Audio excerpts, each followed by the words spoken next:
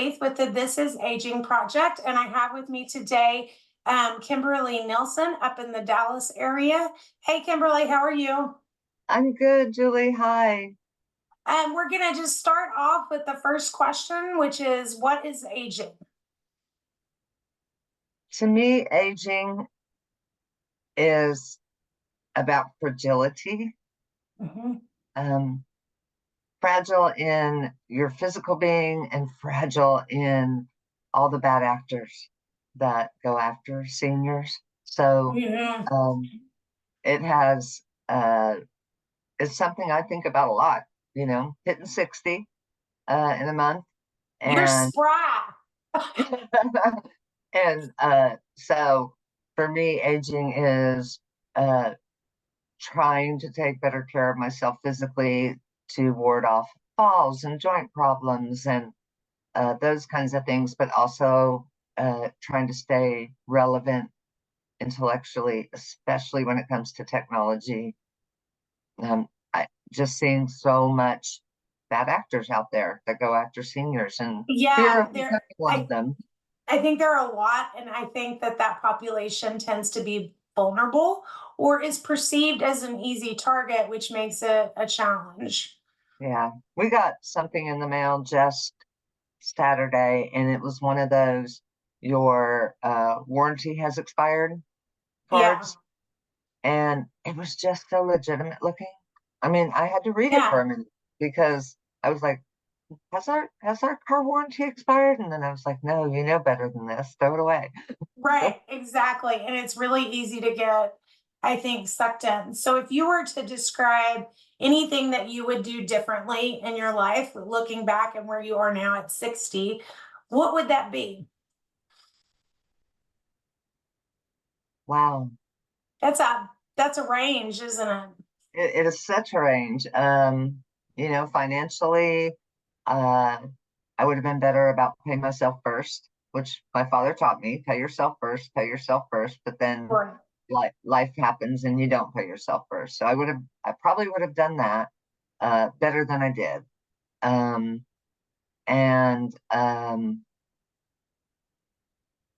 not probably not much else, to be honest with you. Um,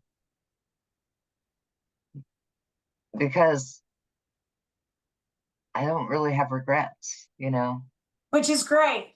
I Maybe think, if we were having this conversation and when I was 80 and I hadn't started the things now that I think are going to help me, then I might have more things I okay, would do. so that's a brilliant idea. I should take all these interviews and in 20 years interview everybody again. Like a Right. longevity study. That would be Yeah. really that would be really fun. Well, And since then I'm go sorry, ahead. No, go ahead. since we have memory care concerns on both sides of our family, my side is dementia, my husband's side is Alzheimer's. We have purposefully said we're not going to say when we retire will X, Y, Z. We're Mhm. trying to take those things and do them while we don't have memory care issues. And we may never have them, but we don't want to be that couple that waits till retirement and then retirement hits and one of us has a life I was changing. doing this Ask the expert interview with a group, and it's really adult children taking care of their parents. And so they would come in and ask questions. And one of the things was really funny is that, yes, of course, I work with your parents, but like, what are you doing now? Even the host, I was asking them, which are sort of in my age group, and like, what are you doing now? And like, if I went into your home, would you be prepared to stay there long term? So it really is it's a great plan to plan ahead. It's not always easy. I think financial concerns are a major issue for the baby boomers. Like, did they prepare? And even if they did, is it enough? Yeah, yeah.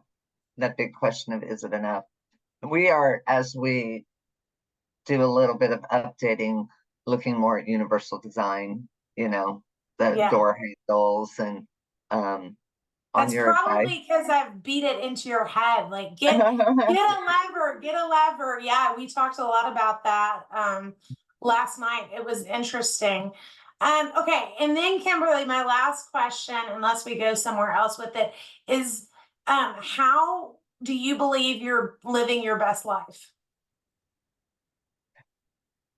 Because we're doing things now that we might have otherwise said, oh, we'll do that when we retire. And it's small stuff. Like we took up pickleball.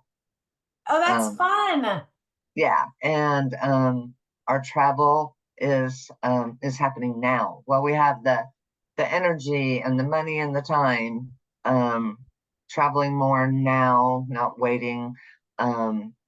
I'm thinking the whole living our best life. We're also shopping small business more, including food and beverage, which of course is way more expensive. Yeah.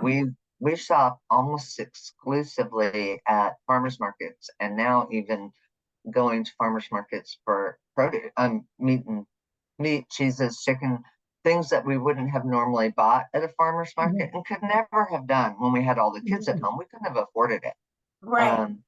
But we're really enjoying that process for two reasons: supporting small business, supporting local farmers, and you know, it's silly, but we went to a farmer's market recently where one of the vendors had like 3 different types of spinach, like totally I different leaf I shapes. had no idea. I know. And I was like, that's spinach. And she's like, it sure is. So I think that's how we're living our best life is. I'm not saying we're going out and blowing money left and right, but we're strategically planning to do things that we might have otherwise said, oh, No, when we it can retire. wait. I can do it later. Yeah. So is Yeah. there anything that you wanted to add before we wrap up? Well, I don't.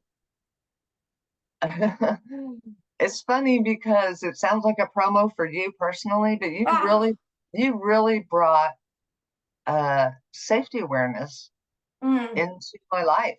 Um, Knowing that I had tremors and knowing that um, those aren't going to go away, and things I need to do, like we no longer have a throw rug in the living room. oh my gosh, I can't even believe it. I'm gonna go check my house and make sure I don't have any. It was funny that got brought up the other night too, and I'm like, man, the carpet industry, the rug industry is making a killing. Yeah, on hips. On hips. Yes, yes. Well, that is amazing. Thank you so much. I appreciate it as usual.